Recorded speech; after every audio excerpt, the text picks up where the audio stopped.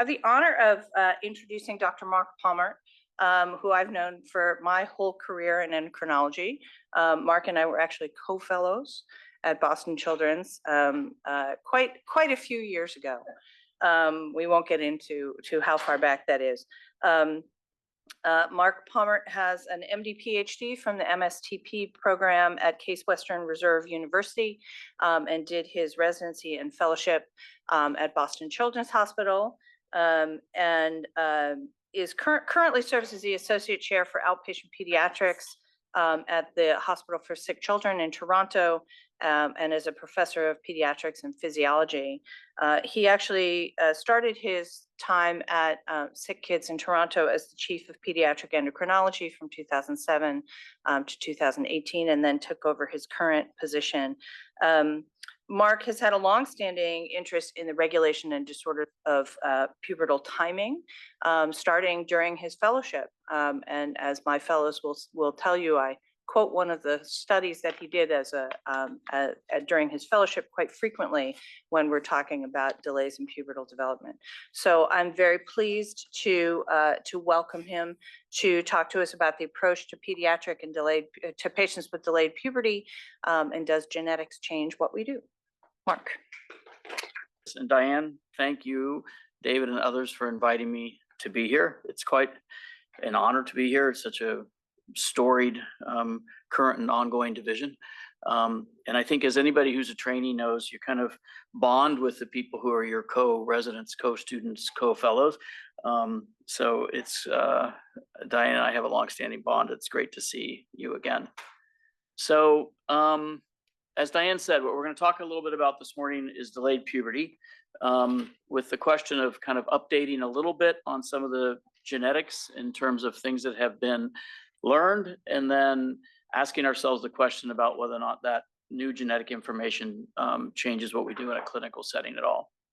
So I have no conflicts to declare. I do receive royalties for up to date for 2 chapters about precocious puberty, but that's kind of the opposite of what we're talking about this morning. So we're going to talk about some kind of ground this in a clinical scenario. And building off my own name, we're going to talk about Mark, Marcus, and Marcus. So Mark is a 14-year-old who comes to clinic diagnosed with delayed puberty. And it turns out that his delayed puberty stems from a previously undiagnosed celiac disease. So many of you in the room will know, but this is a condition termed functional hypogonadotropic hypogonadism. And what this means is that Mark doesn't really have any underlying pathology that's affecting his pubertal axis, but he has a condition that is causing that axis to slow or delay its maturation. In his instance, celiac disease, and that's called FHH. So then we think about Mark, this time with a C, and he's seen in clinic, and he has pubertal delay that stems from his genetic background and represents just the extreme variant of normal pubertal timing. And this condition is called constitutional delay of growth in puberty. Many are now thinking of, an overlying group of what's called self-limited delayed puberty, under which CDGP could be one component. But basically for CDGP, one has the extreme end of normal pubertal development and pubertal timing, but without any underlying pathology, and will then spontaneously have their own puberty in time. And then Marcus. So Marcus comes in. He's 14 years old, just like all the other folks. And it turns out that his pubertal delay is a result of a genetic defect in the hypothalamic pituitary gonadal axis in the signaling pathways. And this is termed congenital hypogonadotropic hypogonadism. And in this instance, there's a gene defect that is impacting the pubertal axis signaling, and he's never going to go into puberty. If that comes along with other clinical features that are suggestive of a syndrome or a complex medical condition, it falls into one category. But if it's just by itself, it's what we call isolated or idiopathic hypogonadotropic hypogonadism. And then finally, our last person, Marcus, it turns out his pubertal delay is a result of permanent testicular damage due to chemotherapy. And this is termed hypergonadotropic hypogonadism. So one thing I learned very early on, and we discussed a little bit last night, is terminology and everything else can be a bit confusing. Some people think that's, as we discussed, maybe how we keep ourselves employed. But maybe today we can kind of find our way through some of that and think logically how all these conditions that Marcus, and Marcus have line up. So I think we should start by thinking about delayed puberty, just to define that first terminology. So this is a cartoon I made many, many years ago, but it has a couple key features that I want to highlight for this morning. So here we're going to call female-bodied people girls or young women for this presentation, and male-bodied people boys and young men for this presentation. And as you can see, girls tend to have pubertal timing earlier than boys. And in both sexes, this is roughly a normally distributed trait. It's not completely normally distributed, but it's pretty close to a normal distribution. And then it kind of makes statistical definitions for delayed puberty and draw lines. So for a young girl who hasn't had breast development by the age of 13, that's defined as having delayed pubertal development. For a young boy, young man who hasn't had testicular enlargement by the age of 14, that's defined as delayed pubertal development. You could, people fuss a little bit about these ages, but I think these are general ages that we could use for today. And what you can see is that far end of that curve, the far end of the blue curve, for example, here for the boys, that's where the CEGP people live. There's nothing wrong with them. They're just probably genetically programmed to have very late pubertal development compared to their peers. And that's a very common, actually the most common cause of delayed puberty. But on that far end of the spectrum, there's also people who have pathology, shown here by an example of some people who have, for example, inflammatory bowel disease, or like Mark in our presentation, who had celiac disease as a cause for delayed pubertal development. So then terminology part 2, once we've defined delayed puberty, we can go through all these terms that we've kind of alluded to already. We didn't mention Kallmann syndrome. Kallmann syndrome is one of those scenarios where I mentioned where you don't just have idiopathic or isolated hypogonadotropic hypogonadism, but you have other clinical features. In this case, a diminished or inability to smell, along with GnRH deficiency. And then you have a lot of these other terms that we already mentioned, right? I think all of them. But how can you kind of put them together to try to help make sense out of the differential diagnosis of delayed puberty? So in order to do that, I think you have to think about the hypothalamic pituitary gonadal axis, or the HPG axis, as we call it. The hypothalamus, as I think everyone knows, makes GnRH. GnRH is secreted in pulses, and it has to be pulsatile in order for it to be physiologically functional. And then it goes through the port of circulation to the pituitary. And in the pituitary, you produce LH and FSH, luteinizing hormone and follicle stimulating hormone. And these are called gonadotropins. So delayed puberty can stem from either high, hyper, or low, hypo gonadotropic states, okay? And then finally, the hypogonadism comes from the gonads. The testicles or the ovaries meant to be producing sex steroids, and they're either producing them, lacking their production, or producing them without the ability to receptors or other things to function downstream. So regardless, one ends up with hypogonadism. So if we start to try to put all the terms we talked about into categories, the first one we can think of is gonadal failure, gonadal insufficiency, hyper or high LH-FSH hypogonadism. This is our friend Marcus, who has gonadal toxicity from chemotherapy. And just as a little cartoon here to remind people how this works. So on the left-hand side, Marcus's testicles aren't producing testosterone. Ultimately, that's not metabolized into estrogen. There's no negative feedback coming back up to the hypothalamus or the pituitary. The hypothalamus and the pituitary are trying to make these sex steroids. So you have very high GnRH, very high LH, and you end up with hypergonadotropic, high LH, high FSH hypogonadism. On the other side, which is what we're going to spend most of our time talking about, we have hypogonadotropic. So here you have a hypothalamic or pituitary lesion leading to low LH, low FSH, lack of stimulation, lack of testosterone production. All right. So if we get rid of the hypergonadotropic hypogonadism, we're down to the hypogonadotropic hypogonadism group. And those break down into transient and permanent forms. So the transient forms start with this self-limited delayed puberty we mentioned, or constitutional delay of growth in puberty. Our friend Mark who has a family history of delayed but spontaneous pubertal development. Or we have functional hypogonadotropic hypogonadism. Again, there's not any permanent defect of the axis here. There's just an underlying condition that's leading to delayed maturation. And our example is celiac disease, but this could be a lot of things. Excessive exercise, poor nutrition, inflammatory bowel disease, chronic inflammation, all kinds of things can lead to slowing down the maturation of the HPG axis. But these are all transient. There's no defect of the HPG axis. Or you have permanent forms of hypogonadotropic hypogonadism. This is ultimately defined by a lack of endogenous puberty at age 18. But what you have here are the congenital forms that we already mentioned, our friend Marcus.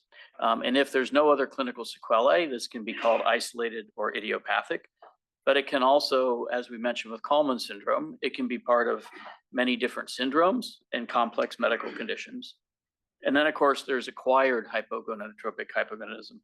A brain tumor, rarely diagnosed while one's working up delayed puberty, but often the sequelae of the tumor or its treatment, or you get a post-traumatic brain injury or other such things. So then you might shift from this saying, okay, I got all this terminology. Now I have a structure to put it under. I can kind of make sense of all this, and people always talk about a diagnostic challenge in delayed puberty, but it seems kind of logical. What's the real challenge here? And I think in some ways that's true. Like a really good history, really good physical examination, maybe some targeted testing. Hopefully we can diagnose and identify those people who have functional hypogonadotropic hypogonadism. Again, good clinical evaluation, we can identify people who have other syndromes that might be associated with hypogonadotropic hypogonadism. And acquired forms, except for the exceedingly rare person who has no signs of a brain tumor and gets diagnosed in the midst of a workup of delayed puberty, all the rest of them we ought to be able to also find out through either a history or clinical features. So that leaves us with the real challenge, which is the separating of these two conditions. And these two conditions are isolated or idiopathic hypogonadotropic hypogonadism. These are people who have genetic defects in this axis of some sort, and they don't have any other clinical features. And they look, therefore, just like people who have constitutional delay of growth and puberty, who do not have an underlying pathology in their HPG axis, but just have delayed maturation. But when these people walk into your clinic, they look exactly the same. And that's our biggest kind of challenge, I think, in this field in terms of diagnosis. And trying to distinguish these two things, if possible, from each other is important. It can allow you for appropriate counseling of the youth and the family. It can alleviate stress, a lack of diagnosis, worry about a lifelong condition, worry about potential infertility, et cetera, has a lot of associated distress and worry.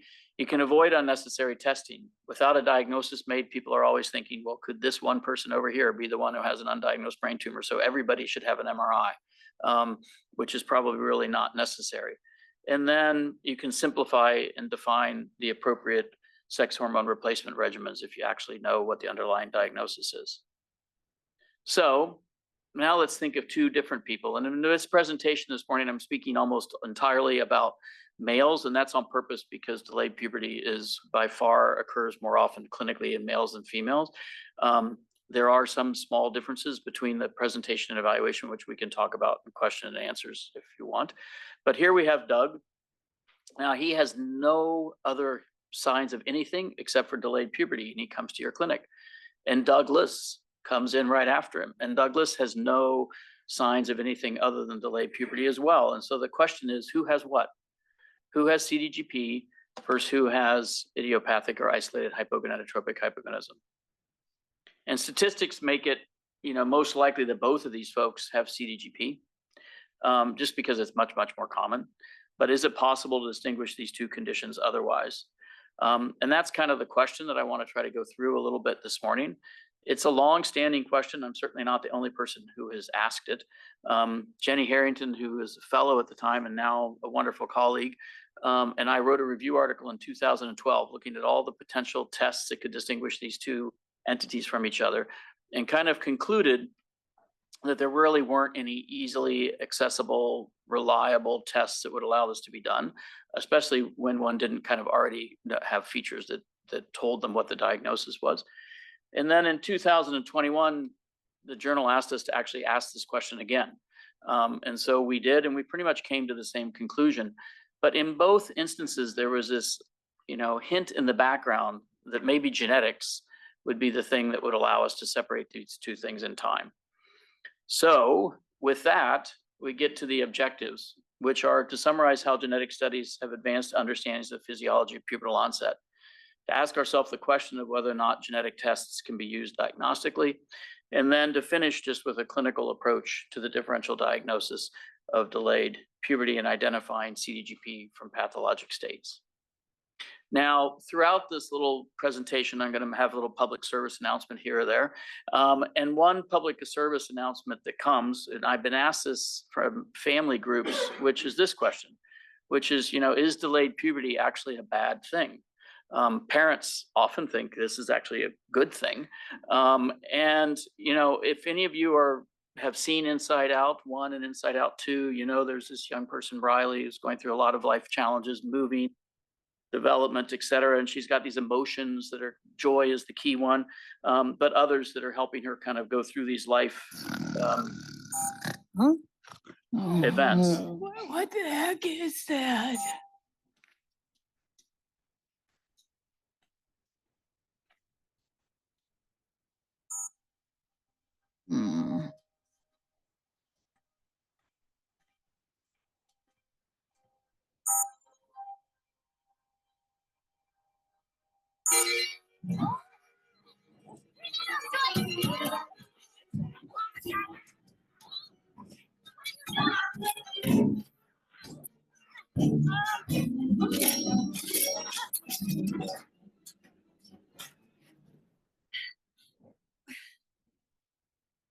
Woo!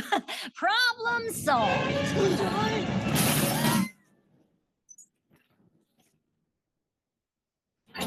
Okay, let's clear it all out. It's demo day! Now, you might argue that puberty is indeed, demo day for a lot of people, but delayed puberty does matter. It itself has its own medical sequelae and medical implications. It has its own psychosocial ramification and implications.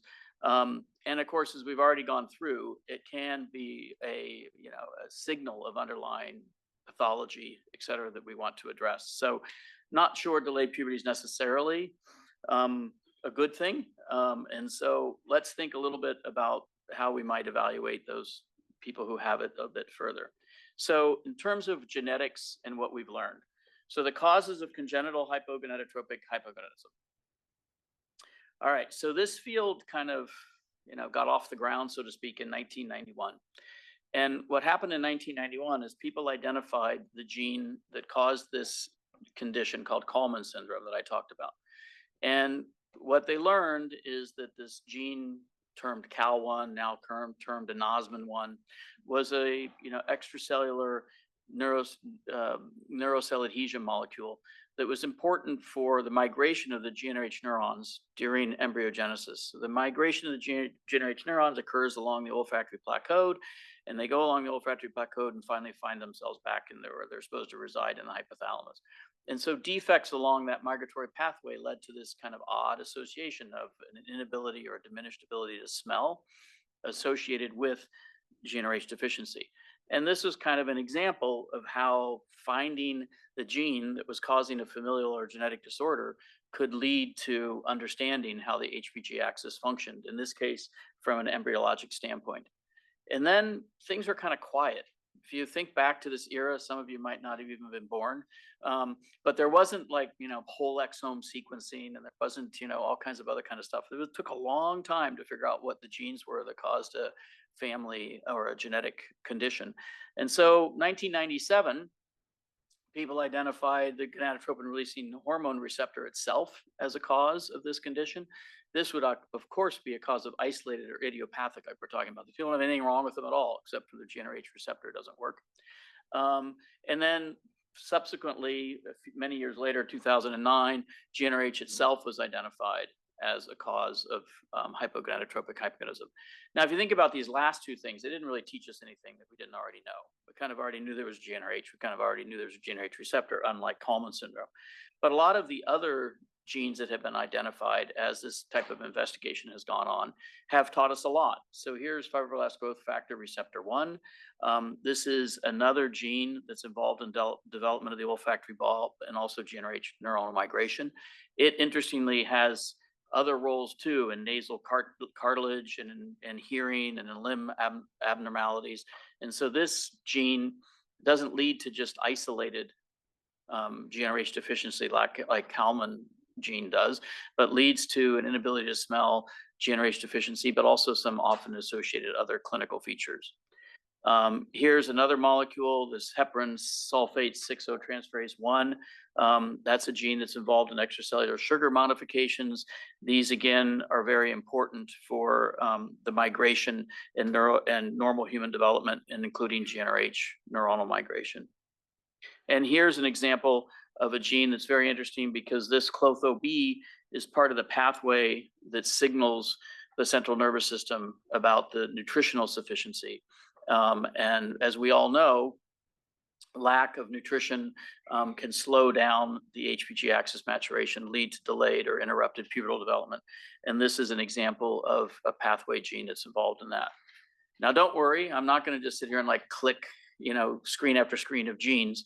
The summary here is that there's more than 60 genes known to cause this condition. There's likely to be more found even as more genetic investigation is done, because even in research settings, only about 50% of cases have an identified genetic cause.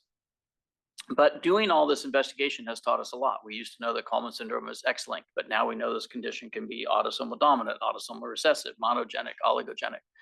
And a lot of links to syndromes make more sense now, like the identification of CHD7 as a cause of hypogonadotropic hypogonadism explains the combination of that clinical feature within CHARGE syndrome, for example.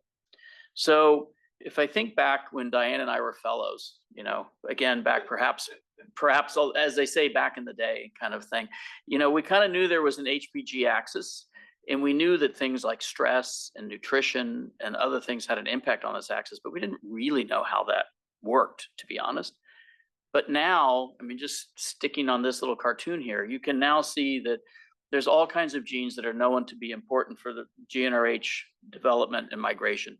I've mentioned Cal1 or anosmin-1 already. We mentioned FGFR1 already. We mentioned CHD7 and the heparin sulfate molecule. So these are all now molecules that are known to play a big role in GnRH development and neural migration. But then on the other side, you also see genes like leptin and the leptin receptor that goes along with Clotho. So until that adipocyte hormone was identified as a cause of hypogonadotropic hypogonadism, the main way that the periphery signals nutritional sufficiency to the central nervous system wasn't known. And now there's many genes along that pathway that are known, leptin, melanocortin, POMC, Clotho, et cetera, that are important for the signaling of nutritional sufficiency. KIS1 and its receptor, TAC3 and TAC3R, I'm going to mention in a minute, but KIS1 sits right above GnRH as its key regulator, and TAC3 is a gene that encodes neurokinin B, which we'll talk about in a second as well. And now we know all kinds of transcription factors over here, like HESEC1, PROP1, SF1. These are transcription factors that are key developmental regulators for pituitary development, for example, and on and on. And so in the midst of all this discovery, I want to just pause on two, which I think are really prismatic examples. So GPR54, G-coupled protein receptor 54, this is this kisspeptin receptor. So this is identified as a cause of hypogonadotropic hypogonadism in 2003. And then as time went on, in 2009, neurokinin B, TAC3, and its receptor were also identified.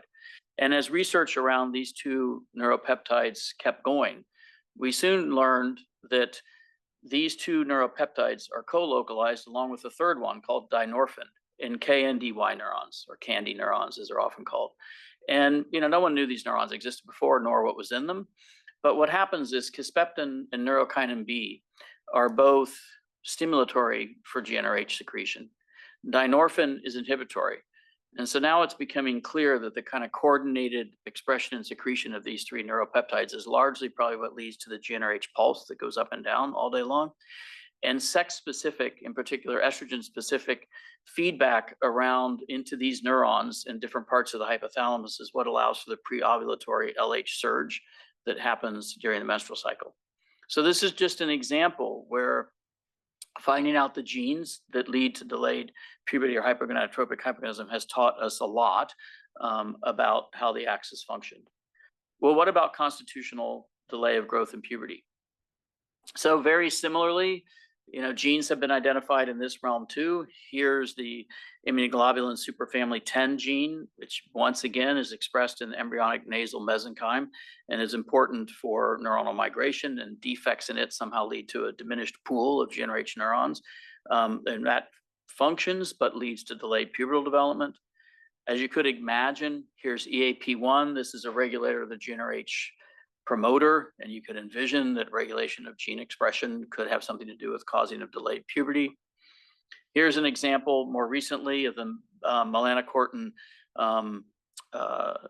3 receptor gene. Now this is interesting because this is one more component to that signaling pathway of nutritional sufficiency up to the central nervous system.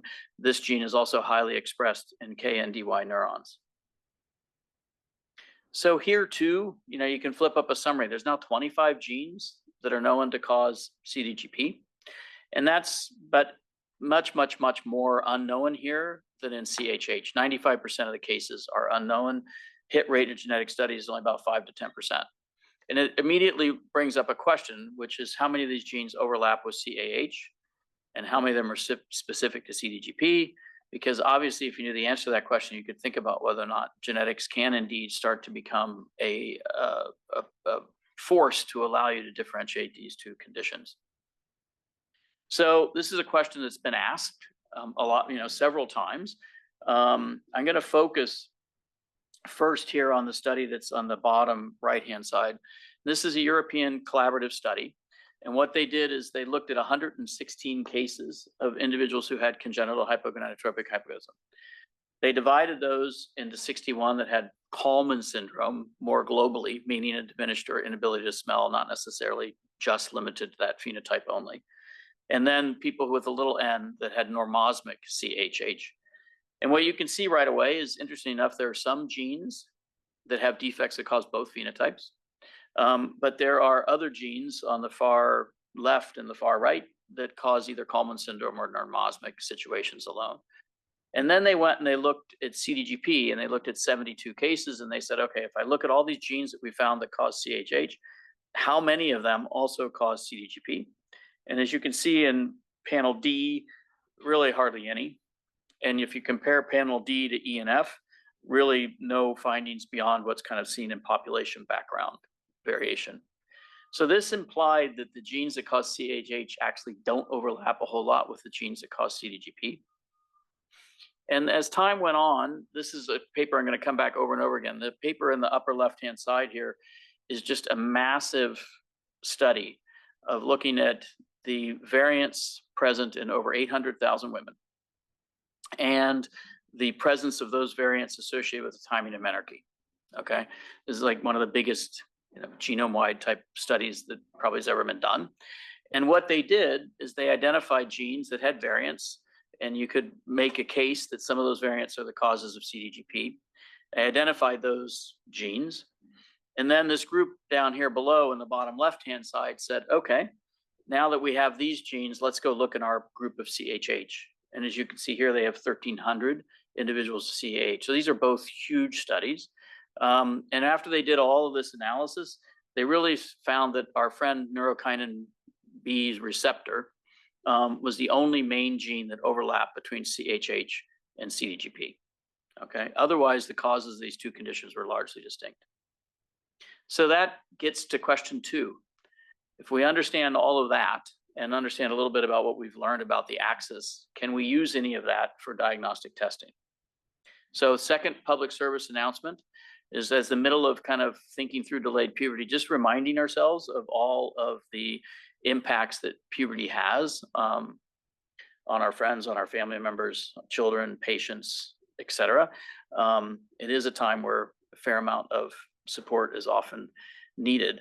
And as we think about this second objective, let's just do a little bit of a mind experiment. So let's take 1,000 boys who have delayed puberty. You ask yourself, how many of those boys have constitutional delay of growth and puberty? And basically, these are Jenny, again, now is a colleague, not a fellow anymore, and another paper by Min Chang's group. The two papers kind of tried to look at all the data that's out there on the rates of the various conditions that lead to delayed puberty within, cohorts. And I think if you take what's in these two studies, you kind of come up with the conclusion that about 70% of tertiary-based samples have CDGP. Okay. Now the problem is that these are studies that are done in tertiary or quaternary centers, and so there's a big question as to how many people actually have CDGP if you were in a primary care office. And people think that's probably 90 to 95% perhaps of the people, but nobody can prove that, of the people who have delayed puberty in a primary care office, as opposed to the ones that get seen at Children's in Boston or NIH or wherever else these large studies have been done by referral samples. So let's just compromise, and we'll say 80% of people who come in have CDGP. So therefore, 800 of these boys have CDGP. Now, I already told you earlier in a summary that 90% of these cases, we don't know their genetic etiology. Hit rate's only somewhere around 5 to 10%. So again, in the compromising mode, we'll call that 7.5. So then you could say 60 boys out of this 1,000 who have CDGP are going to have a gene identified. 7.5% of the 800. Fair enough? And in the case of TAC3R, there may be some overlap. So now you ask yourself the next question. Of these 1,000 boys, how many of them have hypogonadotropic hypogonadism? And again, this is about 10% in center-based studies. But under that bin of hypogonadotropic hypogonadism, you also have syndromes and you also have acquired forms.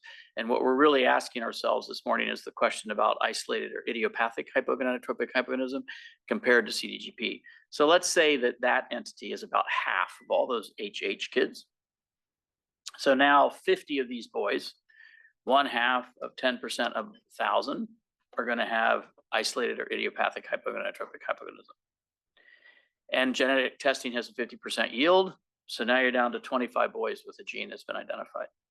You add all this up and you end up with 85 positive tests. So if you just went and you did a whole bunch of sequencing of these 1,000 undiagnosed kids, and maybe you pick off a few of them, so you maybe don't have to do all 1,000 of them, but you're ending up with a very small hit rate for an awful lot of expense and sequencing. So although I do think this has potential, I just don't think it's kind of ready for prime time, so to speak. I just think that in routine clinical use, the hit rate is too low for general use. Now you might say to yourself, well, can't we increase this yield somehow? And certainly you can do that. So we mentioned that sometimes hypogonadotropic hypogonadism has other features that go along with it.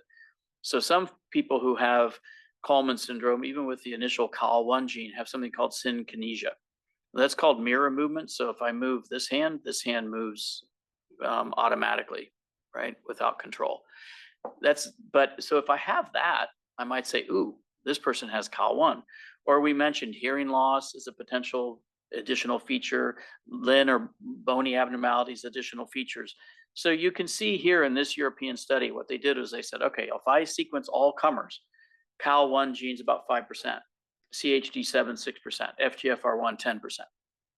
But now, if I only sequence people who have synkinesia, I get 43%. If I only sequence people with hearing loss, I get a much higher rate in these various genes. If I have bony abnormalities, I can get up to 88% of people who have with those phenotypes have FGFR1 mutations. But in that instance, you're really just confirming a clinical diagnosis you already knew about, right? And there's nothing wrong with that. There's nothing wrong with targeted gene testing to confirm a diagnosis, but it's not the question we're asking ourselves this morning, which is to separate people who have constitutional delay from people who have isolated or idiopathic hypogonadotropic hypogonadism without all these other clinical features. So I think utility and the use of this will likely increase as sequencing becomes more available, as costs decrease, number of unknown causes decrease.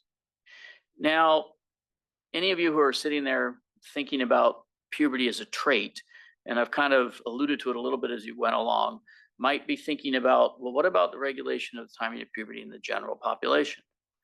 So just in general, remind yourselves that any highly heritable trait in the timing of puberty is highly heritable, somewhere between 50 and 80% in twin studies. And any highly heritable trait that's also normally distributed in the population is great fodder for something like genome-wide association studies, where you're looking now not for mutations, quote unquote, though we don't use that word so much anymore, but if you're thinking about causes of hypogonadotropic hypogonadism, you're talking about gene mutations, non-functioning genes that led to this condition. The mutations or non-functioning genes that have been found as cause of CDGP, we reviewed as well. But in this kind of scenario, you're saying to yourself, well, what about variants in genes? Common variants in genes within the population that associate with a particular phenotype. This could be height, right? Where, this could be weight, this could be blood pressure, this could be a lot of things where people are saying, is there association between common variants in the population in the kind of the far ends of this trait, either early or late pubertal development? And if so, you can do things called genome-wide association studies, and those have been done in puberty as well. So here in 2009, simultaneous 4 publications in Nature Genetics came out saying, we have identified 2 loci that modulate the timing of menarche in the general population. And one of these on the 6th chromosome, 6q21, the other one, the gene's not really identified yet, but in the 6th chromosome, it associates to this gene called Lin28B. And Lin28B is a suppressor of microRNA biogenesis, particularly the LET7 microRNA family. And this, has also led to a new understanding that microRNAs, just like they regulate a lot of human development in biology, regulate timing of pubertal development as well. Now, as these studies got bigger, right, more and more loci were found. 30 loci, then 106 loci, then hundreds of loci, you can see down here at the bottom. And then people also started saying, well, if we have enough people, we can actually look at timing of puberty in males as well by using voice break, whether it was early or late compared to peers, just like we're using menarche, and whether it's early or late compared to peers. And you get big enough studies, you can look at the genes and the variants that regulate that. And most of those genes are the same as the ones that regulate age of menarche, though there are some specific genes as well. And then you get to the study that I already mentioned, right? Where people said, okay, you people 10,000, 100,000, you think that's interesting. What about 800,000? And if we collect 800,000 women and we look at variants and underlying the age of menarche, they found over now 1,000 loci that regulate this trait in the general population. And, this explains, interestingly enough, only 11% of the population variants and only about 25% of the heritable variants. So there's still other mechanisms out there, whether they're single genes, like some of the CDGP genes, whether they're copying other variants, who knows? But just like with CHH and CDGP, these genome-wide association studies have kind of filled in how it is that the axis works, right? So up here on the upper right-hand side, you can see FTO, you can see DLK1. These are genes that are important signals of nutritional sufficiency to the central nervous system. I mentioned Lin28 and its role in microRNA. There's a gene over here on the upper left-hand side, MKRN3. This is a fascinating gene. When this gene is mutated, you end up with precocious puberty. So this gene is a key break on puberty. It's a key reason why when you're 4 years old, you're not in puberty. When you're 5 years old, you're not in puberty, is the function of this gene. So you can imagine that variation in this gene could also impact the timing of puberty. Our old friend TAC3R shows up here again. So now this gene is a cause when mutated of CHH. Additional mutations in this gene can cause constitutional delay growth in puberty, and variants in this gene in the general population can regulate timing of puberty. And so through all of this, we continue to learn more and more. I think in many instances, I kind of sometimes think of puberty as a drama. We kind of, in many ways, perhaps it is. We're learning more and more about, the actors that are part of that drama. It's a little bit corny, but you can think of it and say, we don't necessarily really still understand all their lines or exactly what's going to happen in the play. But we used to not even know who the actors are, but the underlying biology related to a lot of these signals is yet to be determined.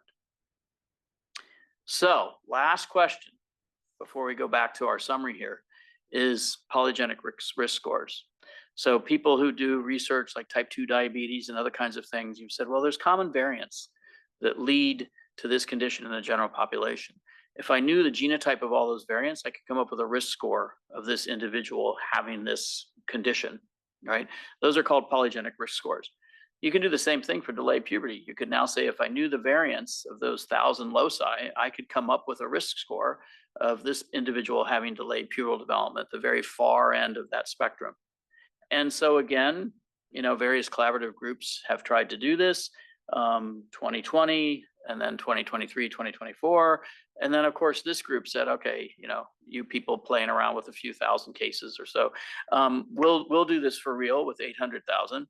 And you can see that in the top 1 or bottom % of the polygenic risk score, you have an 11 or a 14-fold increased risk of having pubertal timing that's either classified as precocious or delayed, based on the combination of variants you put together in these very rare individuals that equal the far ends of that normal spectrum. So that's kind of another cause of CDGP, if you think about it, right? So you can have gene mutations, as we mentioned, but you could also have common variants collecting.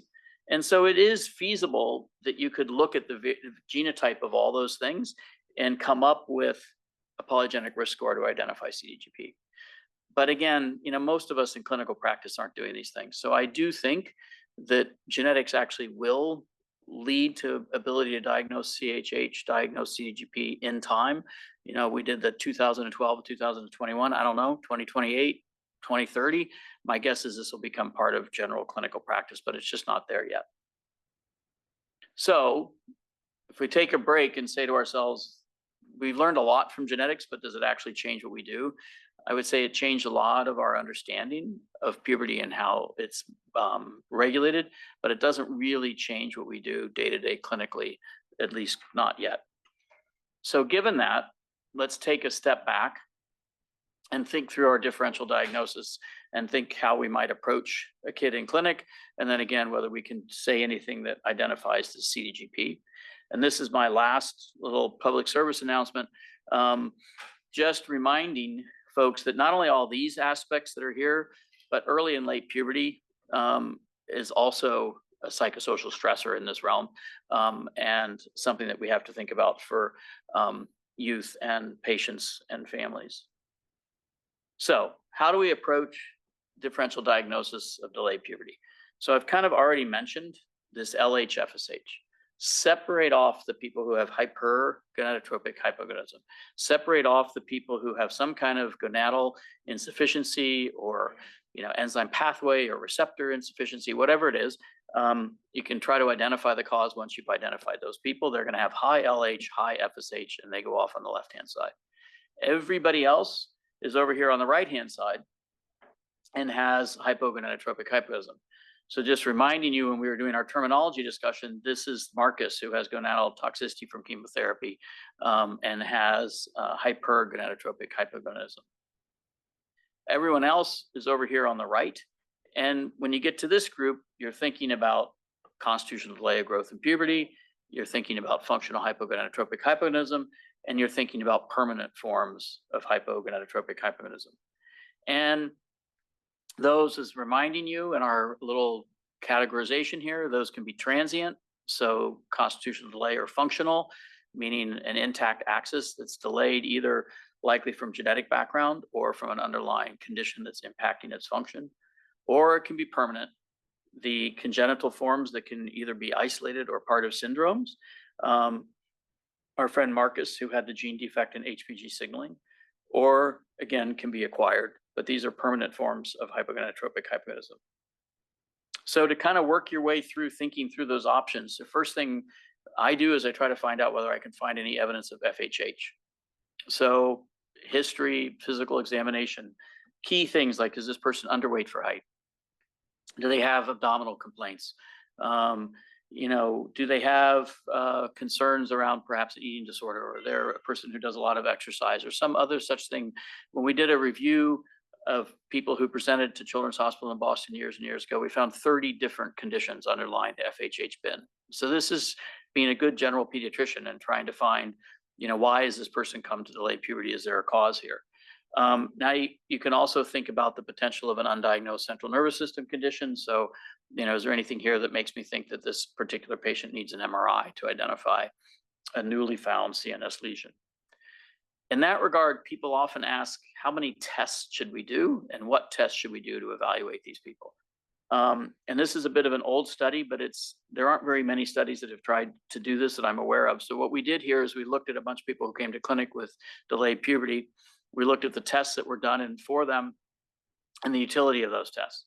Now, the first thing we found, which is actually kind of embarrassing, which is that depending upon which staff and perhaps which fellow, saw the kid in clinic, these kids got anywhere between 3 and 27 random tests done as part of their diagnostic evaluation, with the mean and the median being 16. So you may have that here, I don't know, or maybe you folks are much more, aligned in your clinical practice, but you've got the people who think nothing's wrong with everybody and the people who think everything's wrong with everybody.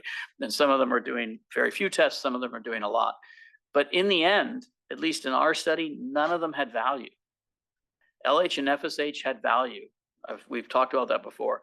All the rest of them were occasionally positive, but they were only occasionally positive in instances where a good history and a physical would have pointed you to doing that test to start with. The random testing had hardly any value. Now, this, in my mind, has to get done by other groups, because obviously one's worried about missing diagnoses. I'm being a little facetious, but I do think it raises the question that a lot of random testing is probably not of any real value. So now you've eliminated FHH. You've eliminated your initial concern for central nervous system undiagnosed causes. And now you're over here on the right-hand side and you're kind of left a little bit with CDGP or other forms of permanent hypogonadotropic hypogonadism. And so in that regard, you have to think about syndromes now. Like what could be another cause of permanent hypogonadotropic hypogonadism? And these are syndromes.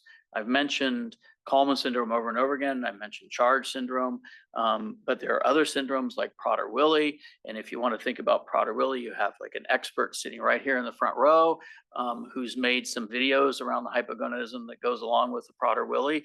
And this would be a syndromic form of hypogonadotropic hypogonadism. So now you say to yourself, okay, I've eliminated these various syndromes. I've eliminated an apparent acquired form, FHH, et cetera. I'm back to where I've been kind of bugging you folks about all morning, which is a separation of these two things. And I'm agreeing that maybe I can't do genetics at the moment.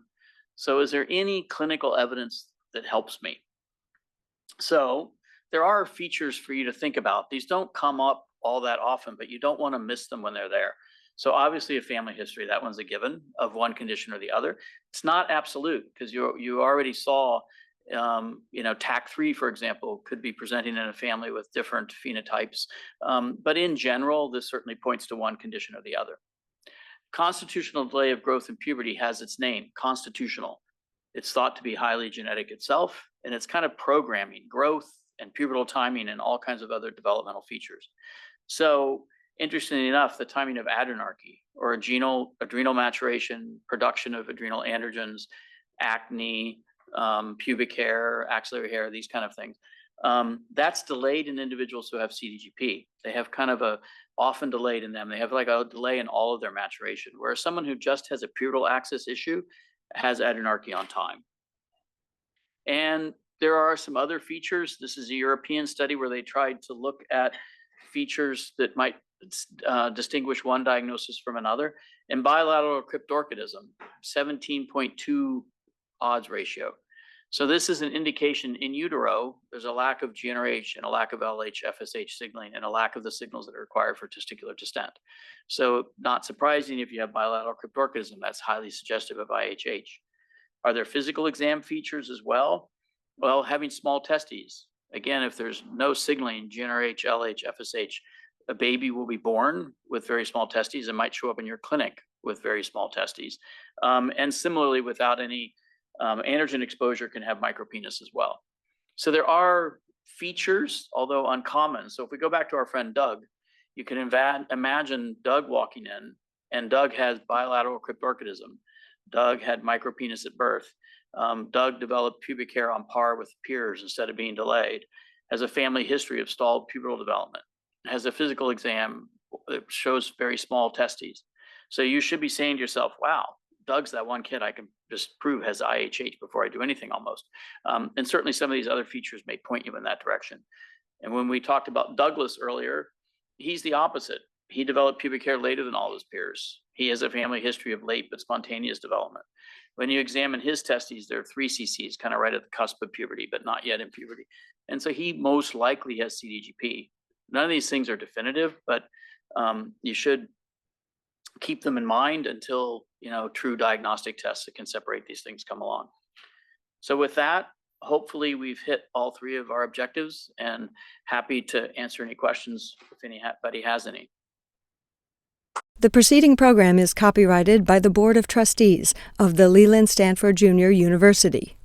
Please visit us at med.stanford.edu.